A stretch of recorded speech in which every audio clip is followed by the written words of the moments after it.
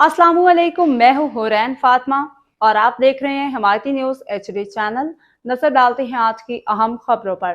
पाकिस्तान ने गजा के लिए मजीद 100 टन इमदादी सामान की 18वीं खेप रवाना कर दी। तर्जुमान दफ्तर खारजा ने बताया कि वज़ीर आज़म की हिदायत पे national disaster management authority NDMA ने इमदादी काफिले की तरसील मुमकिन बनाई।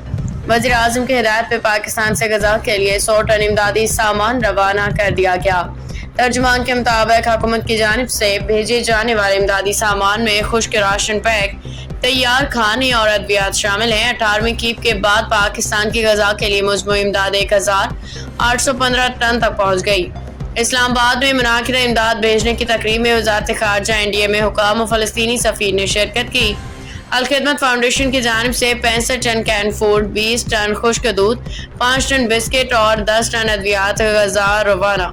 तर्जुमान दफ्तर खारजा ने बताया कि पाकिस्तान का गजा के अवाम से मुसलसल यकजहती का अज़म बरकरार है। पाकिस्तान आज़ादी फ़लस्तीनी रियासत के क़याम का मौक़िफ़ पे कायम है। अक़वाम मुत्तहिदा करारदादों के मुताबिक फ़लस्तीनी रियासत का दारुल हुकूमत अल-कुद्स शरीफ होना चाहिए।